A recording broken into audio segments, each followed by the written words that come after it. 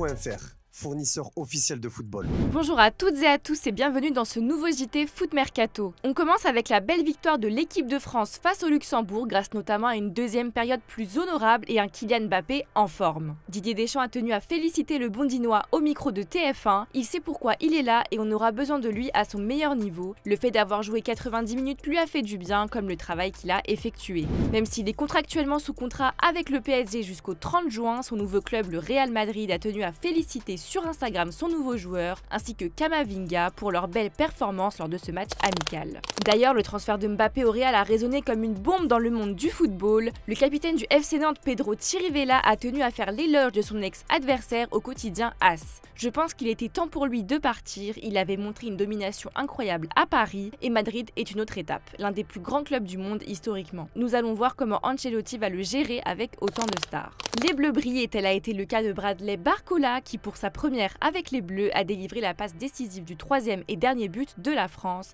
4 minutes après son entrée sur le terrain. Le jeune joueur du PSG est très satisfait de sa prestation. C'est une fierté, j'attendais beaucoup ce match, pouvoir montrer ce que je sais faire, j'ai tout donné, je suis content. Allez les Bleus, on fait pareil à l'Euro. Lors d'une conférence de presse de l'équipe de France, Randal Kolo Muani, buteur face au Luxembourg, en a profité pour faire une annonce sur son avenir au PSG après une saison en club plus que moyenne.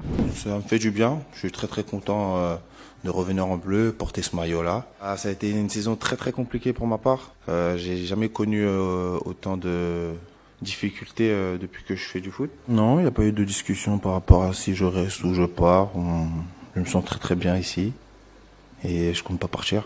Il reste donc bien au PSG. On part à Lyon avec une bonne nouvelle pour l'OL, qualifié pour l'Europa League la saison prochaine. Les Lyonnais vont retrouver l'Europe et améliorer leurs finances. Les Gones comptent notamment sur une vente, celle de la LDLC Arena, propriété de l'OL Group, destinée au basket pour l'Asvel, mais aussi pour des combats ou des concerts. Et l'acquéreur de cette salle, vous le connaissez très bien, il s'agit de Jean-Michel Aulas, l'ancien président historique de l'Olympique lyonnais. Alors que la salle a coûté 140 millions d'euros, l'OL fait un bénéfice de 20 millions et la vend 160 millions d'euros. Un accord a été trouvé entre John Textor et Holness, la holding familiale de Jean-Michel Aulas. Un peu plus bas, à Marseille, les Phocéens ont apprécié les compliments de Zinedine Zidane envers le club, mais les mots de la légende française ont en revanche moins plu au journaliste Jérôme Roten. Au micro de RMC, l'ancien Parisien a reproché à ZZ de ne pas être sincère et de brosser dans le sens du poil les supporters, sans passer à l'action. Insister autant sur l'appartenance à Marseille, sur ce club, etc., si réellement c'est ce que tu penses, pourquoi il n'y va pas? Juste un petit coup de téléphone aux dirigeants marseillais, si tu penses comme tu le dis, ben vas-y. Il n'est pas honnête, il ment aux gens, il ment à Marseille, il ment aux Marseillais, il ment à ceux qui sont passionnés de ce club.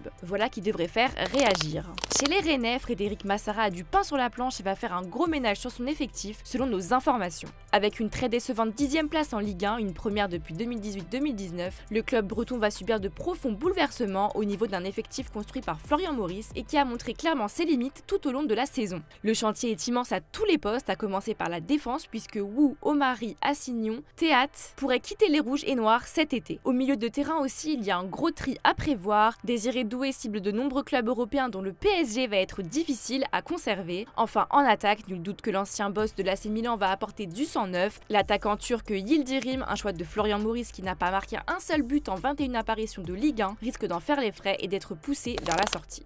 Autre exclu FM, cette fois à Lille. Le LOSC a du mal à se mettre d'accord avec le milieu de terrain Ayoub Bouhaddi. C'est un jeune talent qui a fait parler de lui cette saison avec le LOSC. Considéré comme le plus gros talent du centre de formation lillois, il bat des records de précocité. Alors qu'il venait tout juste d'avoir 16 ans, Ayoub Bouhaddi avait connu sa première titularisation en professionnel en Ligue Europa Conférence. Il s'est très bien intégré dans l'effectif puisqu'il a joué 18 matchs. Alors forcément, le LOSC veut désormais profiter de son talent. Sous contrat jusqu'en 2026, le jeune franco-marocain négocie actuellement une prolongation de contrat, mais alors que Lille propose 2 ans, le joueur souhaite plutôt prolonger d'1 an seulement. Les négociations bloquent pour le moment. Comme en France, les équipes nationales européennes se préparent activement pour l'Euro. Le 21 mai dernier, le sélectionneur anglais Gareth Southgate a dévoilé une liste élargie de 33 noms pour l'Euro 2024. Depuis, il a fait le ménage et va devoir réduire sa liste à 26 joueurs avant demain, le 7 juin. L'entraîneur a fait des choix forts et assez étonnants pour la liste de l'Angleterre. Jordan Henderson, Marcus Rashford, Reece James et Jadon Sancho ont par exemple été laissés de côté, ils ne sont pas les seuls à avoir été évincés. La sélection britannique a confirmé que le milieu offensif de Tottenham, James Maddison, n'a pas été choisi par le sélectionneur pour disputer la compétition européenne. Il était pourtant présent lors du match amical contre la Bosnie-Herzégovine ce lundi. La sélection anglaise a également ajouté que le milieu de Liverpool, Curtis Jones, avait lui aussi plié bagage et ne participera pas à l'Euro 2024. Et tenez-vous bien, puisque l'ailier de Manchester City, Jack Grealish, n'a pas non plus été sélectionné, tout comme le défenseur de Manchester United, Harry Maguire, qui lui souffre d'une blessure au mollet. D'ailleurs, si l'Allemagne, pays hôte de la compétition, est l'une des favorites pour remporter la coupe, Joshua Kimmich reste très modeste à ce sujet. Ich glaube, wir sind jetzt momentan nicht in der Verfassung, wo wir sagen können, wir wollen ins Finale, wir wollen den Titel gewinnen. Natürlich will man den Titel gewinnen, aber es ist momentan sehr, sehr weit weg. Wir hatten in den letzten Jahren, in den letzten Monaten sehr viele Probleme, egal gegen welche Gegner, egal ob es ein großer oder ein kleinerer Gegner war.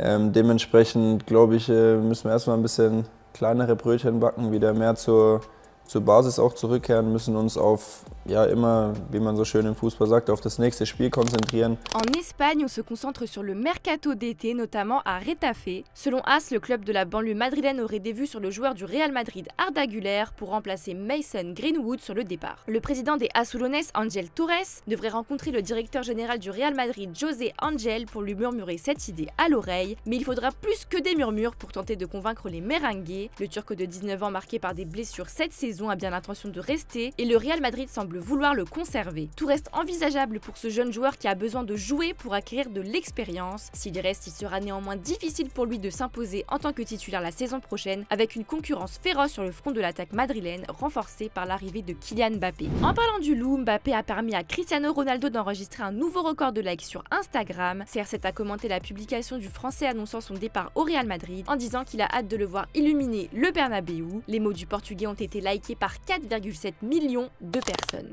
En Italie, grosse révélation de Romelu Lukaku sur son avenir. En fin de parcours avec l'AS Roma et toujours lié à Chelsea jusqu'en 2026, le Belge ne devrait pas s'éterniser à Londres. Et quand RTL Sport l'a interrogé sur la possibilité de jouer en Jupiler Pro League, Lukaku a répondu ceci: un retour à Anderlecht, ça va arriver, je pense plus tôt que ce que les gens pensent. J'ai quitté la Belgique à 18 ans, j'ai ma mère, mes enfants. Possible retour aux sources donc pour celui qui est passé par la Première Ligue et par la Serie A. Du côté des officiels, direction l'OGC Nice où une nouvelle aventure va s'écrire. Franck Hez quitte le RC Lens après 4 ans de loyaux services et devient le nouvel entraîneur des Aiglons. C'est un nouveau défi pour le technicien de 53 ans qui va entamer sa deuxième expérience en tant que jeune technicien. Dans le même temps, le DIM a officialisé son nouveau directeur sportif en la personne de Florian Maurice. Il a quitté le Stade Rennais pour être à la tête de l'OGC Nice. On termine avec l'image du jour qui met à l'honneur Karim Benzema, actuellement en visite en Algérie, son pays d'origine. L'ancien du Real Madrid a rendu visite à la sélection nationale algérienne et a reçu un maillot de l'Algérie à son nom. Je vous laisse dessus et je vous dis à demain pour de nouvelles infos. Ciao!